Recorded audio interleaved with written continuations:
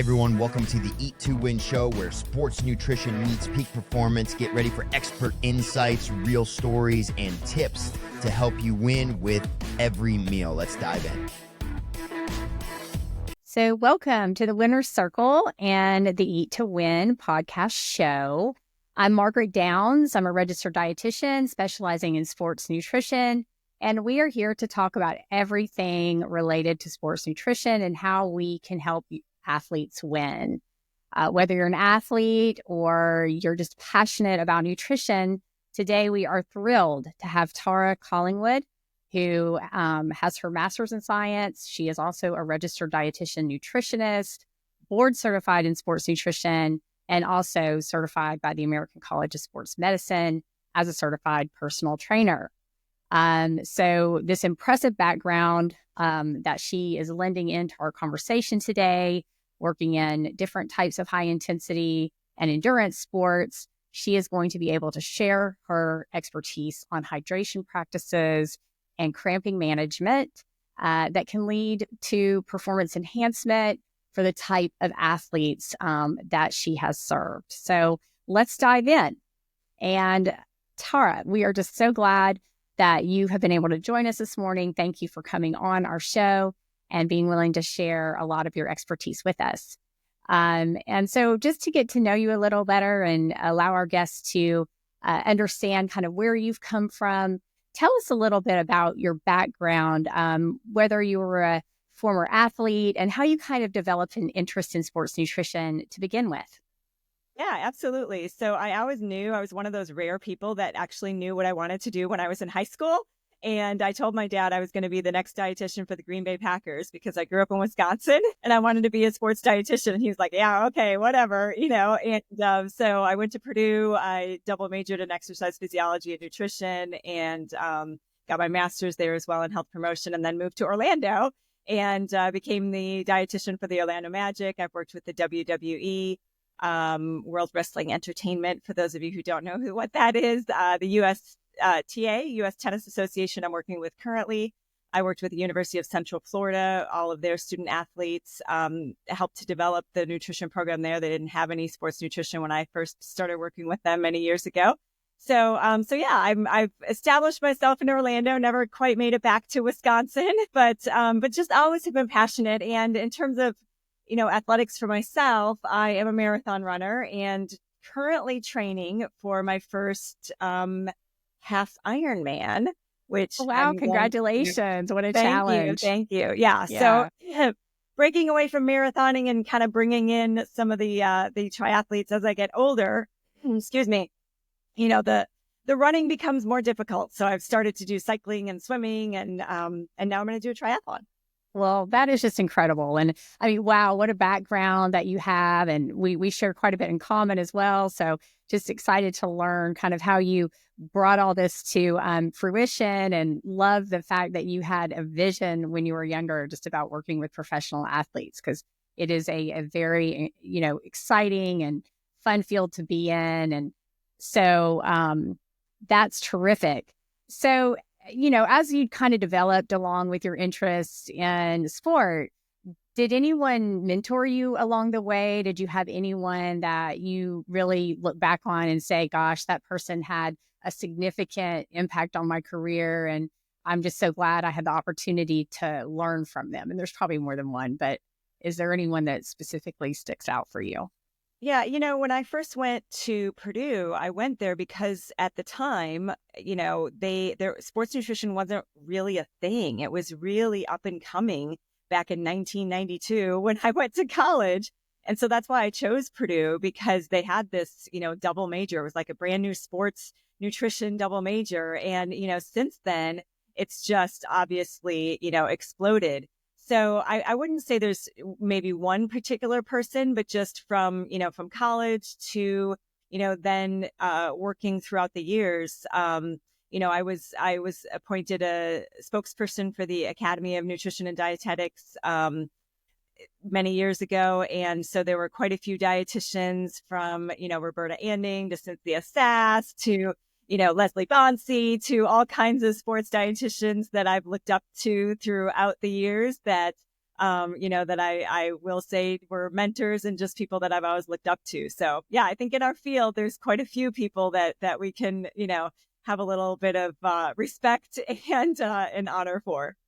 Yes, and like you said, the pioneers that really have driven this area of specialty and nutrition, and like I started when that was not available, and so seeing the transition into this wonderful breadth of specialty, because we do have these special populations of people that, and so critically important that our younger dietitians understand how to work with them, and that we have experienced pioneers in the field now to lead the way. So. I'm sure you're giving back in that area as well. So, from a personal perspective, was there a specific experience that kind of changed how you approach working with athletes, maybe specifically as it relates to hydration and cramping? But has there been anything in terms of your own experience that really made you go, "Wow, this is an area that I really want to dig into and help athletes with"? Yeah, I mean, I think it wasn't really until I started working with tennis players. I mean, I was a marathon runner for many, many years. I ran my first marathon actually 20 years ago. 2004 was my first full marathon. And, would just drink the sports drink and, stop at water stops and get, the Gatorade or Powerade or whatever they had, at the race or, on our training runs, and didn't really think much more about it, even though this is what I do.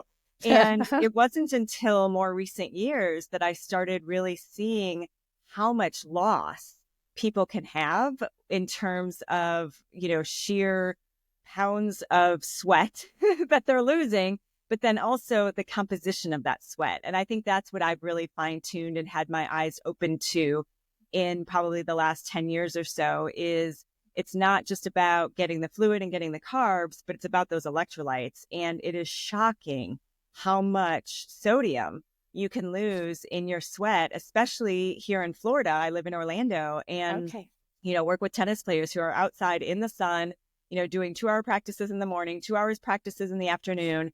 And, it's shocking how much they can lose. And, when I was with the Orlando Magic, I mean, these guys would lose 8-9 pounds in a practice. And so when you think about, I would die if I lost 9 pounds in a practice at my size. Obviously the larger you are, the percentage of your body weight loss is less. But yeah, I think that's probably one of the things that was really shocking to me was really looking at the sheer volume of how much people can lose, but then also the electrolyte concentration. Well, I mean, that is truly amazing. And really, it can be quite dangerous, right? I mean, we can really get into some serious problems with, as well as performance decrements, as we all know as dietitians, like this is just a foundational practice that athletes need to be aware of, right? And there are just so many of them that are not. And with my sports dietitian, we really are, focused on helping these younger athletes too, as they progress into maybe collegiate and then professional sport. But really hitting them early so that we can teach them how to apply these principles going into, higher levels of play and where they're going to benefit the most as time goes on. So how do you feel like moving forward in your current role with the USTA? How are you currently applying some of these practices with your tennis players? I know you just mentioned that there's several practices a day, and what has been your experience with their level of education and readiness, right, to participate in good nutrition practices?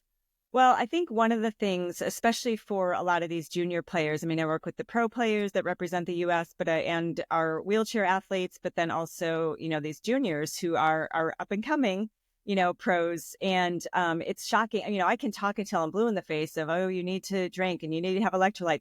But when they actually see numbers, that's when it really starts to click. So what I have them do is weigh in, weigh out so that we can kind of get a sweat rate analysis. And so they'll weigh in before their 9 a.m. practice. They'll come change clothes. Don't pee first. I've got a whole regimen of, what I tell them to do. And then come and weigh out. And so then they also keep track in their bottle, how much they know how many ounces were in their bottle, what was in their bottle, and so we count how many ounces they took in. and see what their net losses are. And then I tell them, okay, well, you drank, 32 ounces or 48 ounces or whatever, and how many pounds that is, plus you lost 2.5 pounds. So you really lost, 6.5 pounds or whatever it is on court. And they're like, what? I lost 6.5 pounds. And then when they have the break for lunch and then come back for their 2 p.m. out on court, weigh in again. And are you back to what you were this morning? And Right. because if now you're already, a pound or two down from what you were this morning, now you're behind and it's going to be hard to catch up. And the afternoon's hotter. So Oh gosh, you're more right. likely to lose even more. And, so when they see those numbers, then they start to see how much they actually need to keep up with in terms of, yes, you need to finish that bottle by this changeover, by that time, and so they really realize how they have to keep up with it. Yeah, I mean, that's a really hands-on type of assessment process that you're doing with these athletes. And so how did you kind of stumble on actually implementing this into practice? I mean, was it something that you did personally as a marathon runner? Did you just over time working with basketball athletes or wrestling? I mean, how was this started? How did you start to apply this practice? Yeah, well, I mean, I would like to say it was my brilliance, but part of it Of course it is was. is a response to necessity. When you start seeing heat illness and, these players start to get dizzy and faint and, sick and throwing up And on is that court and something that having, you've witnessed yeah. as well? Oh, yeah.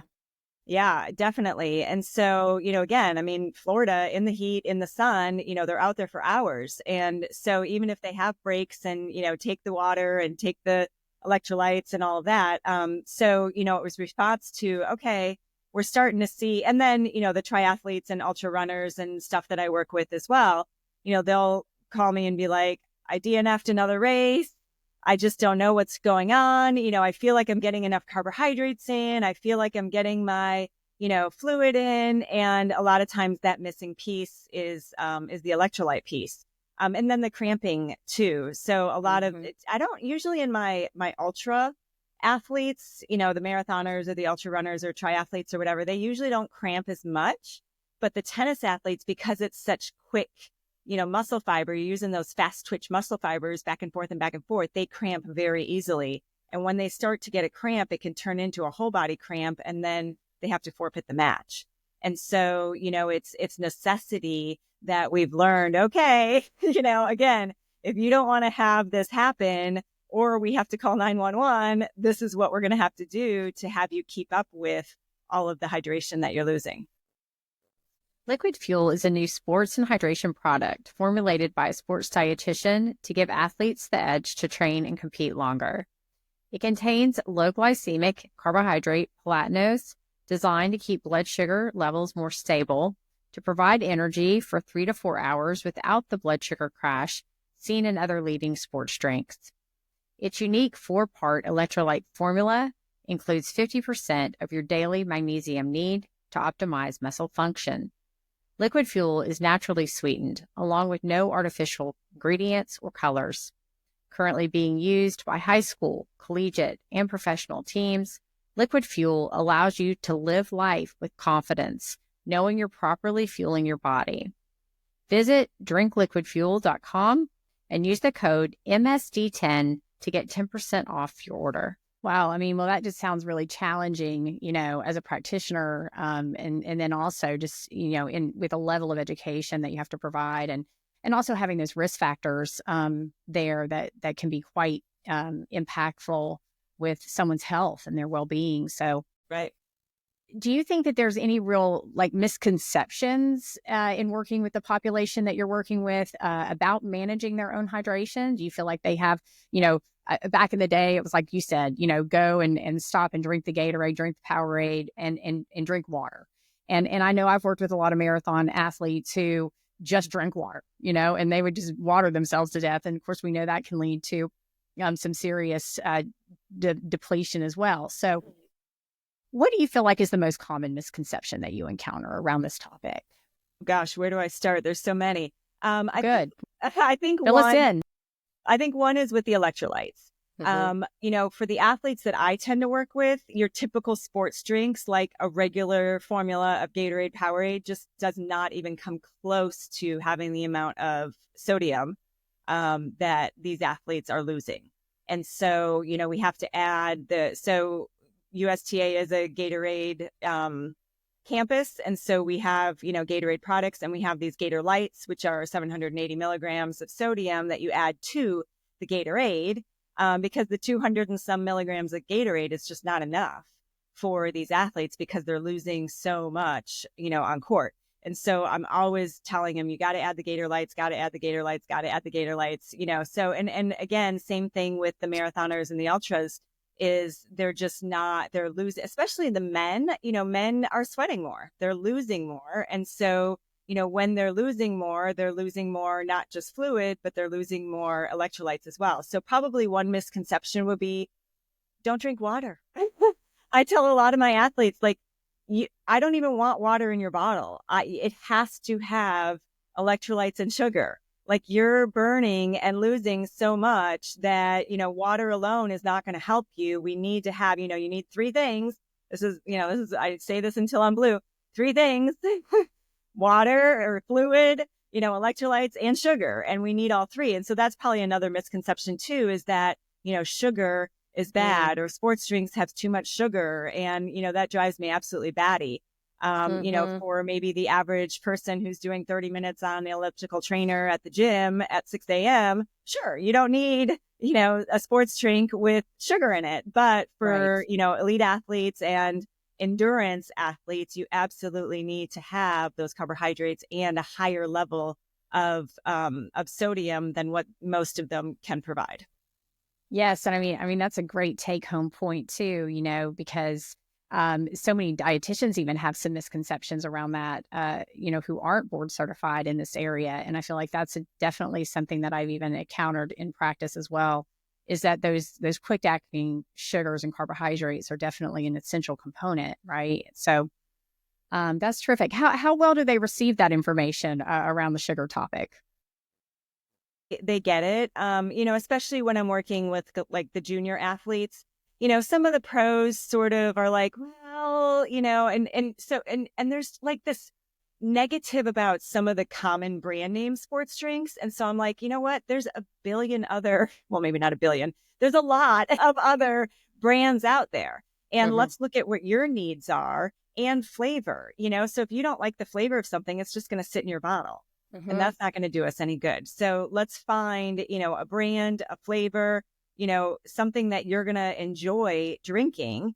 And so, we can go with different brands. We can go with different strengths. We can go with, maybe we want a lower strength, in terms of sugar, but then do some gels or do some, dried fruit or do some, waffles or do some whatever, choose, we can always add with fruit or with other things to get more carbohydrates, but then make sure that we get that the electrolytes are the hard part.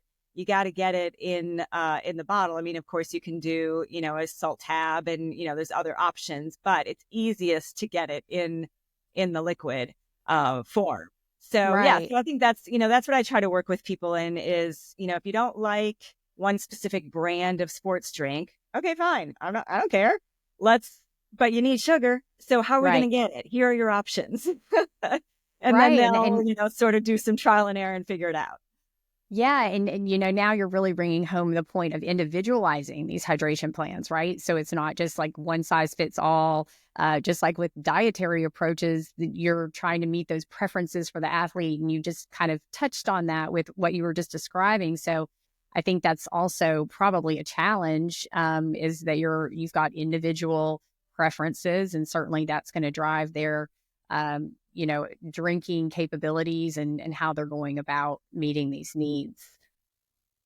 So great. Well, so what is your current take on electrolyte supplementation? I mean, we talked a little bit about it. How do you think that, the research and the future kind of in the next 5 to 10 years is going to respond to this? And I mean, Gatorade was formulated at a time when they were formulating it for athletes, and certainly have done some reformulations over the years. And so how do you, and of course they also have big research funding and can deliver, new product formulations. But how do you think that the future is going to look with respect to this topic?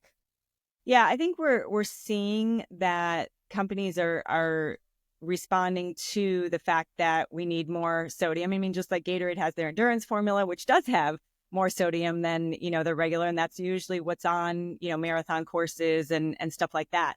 I have a machine made by Precision Hydration that measures someone's actual sweat concentration. So it measures how much sodium they're losing in their sweat. And I know there's other, ones out there, patches and different things. And so that having that machine and being able to really nail down how much sodium are you losing in 32 ounces of sweat that you're losing. So for every 2 pounds that you're losing 800 milligrams, 1,500 milligrams, 1,600 milligrams. I mean, it varies. Some people can lose 400 milligrams. I've had as high as 1,800 milligrams. So that is a very wide variety of athlete. So if you've got someone who's a very concentrated, salty sweater and a heavy sweater and an endurance athlete, yeah, we got to really work on, getting that salt in. If you're someone like me, I'm not a very salty sweater. I'm not a very heavy sweater, but I do long distance. So I have to make sure that I'm getting some sodium in. But, the difference between, let's say, me and my husband, he's a salty sweater, heavy sweater. He needs to have the really concentrated, really, high sodium stuff where I'm like, I can do with just a regular Gatorade. I don't really need, the super concentrated, high salt stuff. So, if you can get that sodium concentration test to know, how much am I losing, especially for, those endurance athletes, I think that's really critical. Well, that's incredible. And I mean, it's great that you have that fine tuning with precision hydration. And so how did you get accustomed to using precision hydration? Who introduced you to that? And how did you implement that into practice? Yeah, I was probably one of the earliest adapters of it. The company just reached out to me when I was with the Magic. It was definitely pre-pandemic, probably 2017. And I just made the decision. It was a significant monetary decision to purchase the machine. And I purchased it for myself so that I would have it.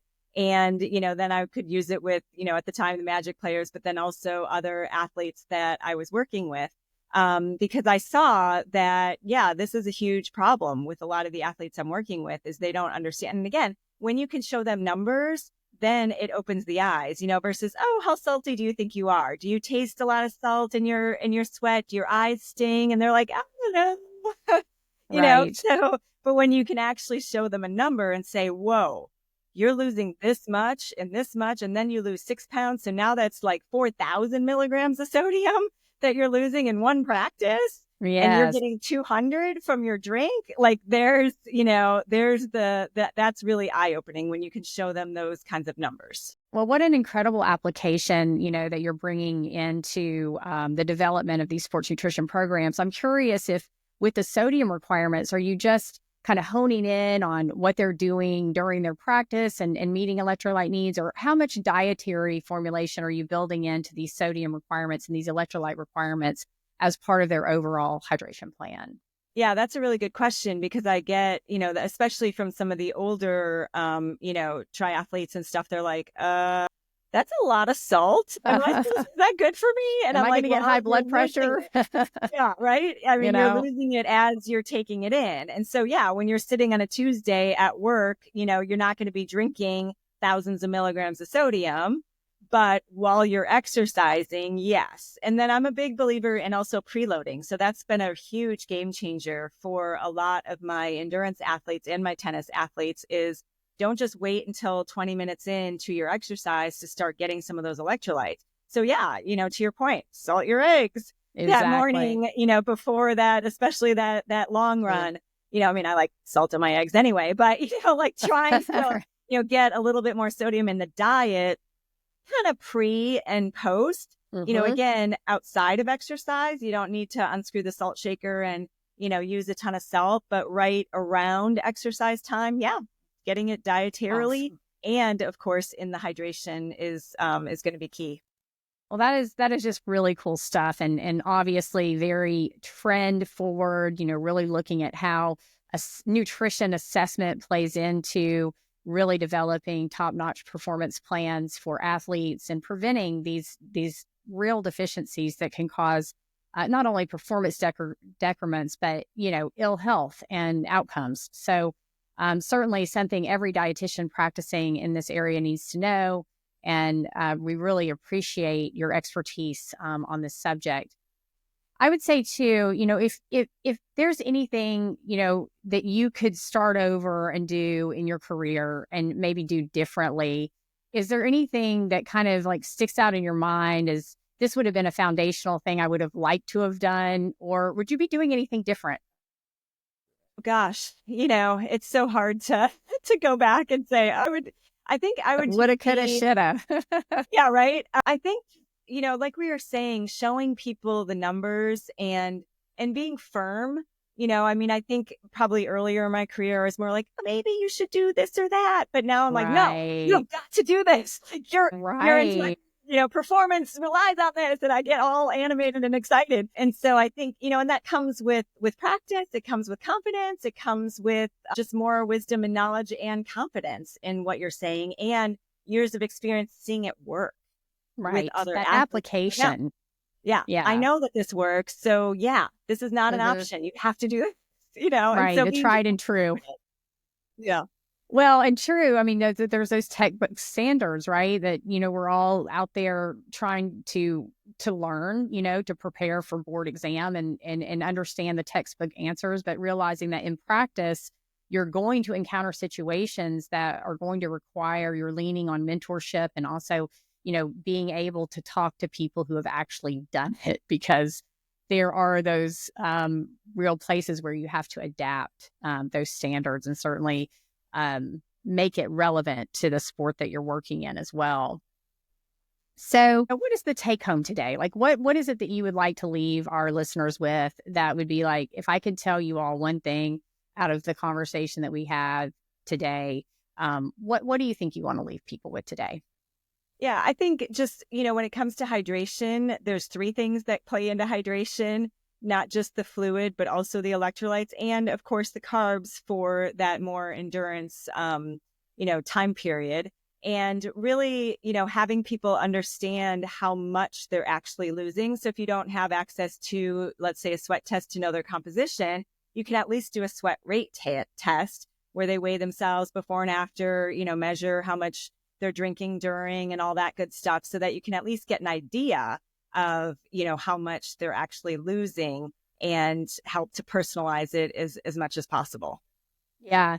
Well, that's great. And, I'm going to just do a little rapid fire round here because I think these are some fascinating questions for somebody who's worked so much around fluids. But would you say your preference would be coffee or tea? I do both. Yeah, we didn't talk I about caffeine, but first thing, but then I have my big mug of tea that I kind of drink all morning. yeah, awesome. That's great. Well, balance is the key, right? So having that nice balance in there. Are you a morning person or a night owl? Oh, for sure, morning, Awesome. 100%. Yeah. And what is your favorite post-match hydration drink? I love a smoothie. I love either, a chocolate milk. I mean, I'm a big believer in the chocolate milk thing, the carbs, the electrolytes, the protein, the fluid. But I love to come back and just have, make a big old smoothie because it's cold and, you can get some protein in there, some carbs in there. Yeah, definitely Yeah, smoothie. definitely balanced. And that's a great suggestion. A great place to put that, balanced nutrition in there, as well as the fluids. What's the best piece of advice you've ever received about managing hydration? To not follow your thirst. So, you can't, I mean, you, when you're an athlete, you can't just drink when you're thirsty. You have to keep up with it. Otherwise you're going to fall behind. Oh, that's huge. That's just great advice. And then what is one thing that people don't know about you? Ooh, I don't know. I'm pretty, I'm pretty vocal about a lot of stuff. Yeah. So yeah, You're pretty much an open book then. That's not a bad thing. Um, And do you have any future aspirations? Last question. Where do you see yourself in the industry in the next 5 years? And what do you feel like you're going to be doing from here on out? Yeah, my passion has always been since I was, 17 years old to work with athletes and performance. I've also moved into the corporate world a little bit, working with executives and really, so the word that I love to use to describe what I do is performance. So whether you're in a boardroom or whether you're on a court, everyone wants to perform at their best. And so, I take the lessons from working with athletes to apply them to, everyday people, to executives, to high performing people. And we all really just want to do our best at all times. So that's what I love to do. And I see myself doing more of that, not just with athletes, but also, kind of in the corporate world too. Yes, that's awesome. And I can certainly relate to that. I've always used the word potential as well. And I think that, performance and that performance, goal really develops someone's full potential. So it's definitely something that it's an opportunity and a great privilege to be able to work with athletes. Well, Tara, we have just really enjoyed time with you. Thank you for coming on our show and letting us get to know you, as well as sharing your amazing expertise with our listeners. I know that this will be a wonderful topic that we can certainly distribute and let people hear more about.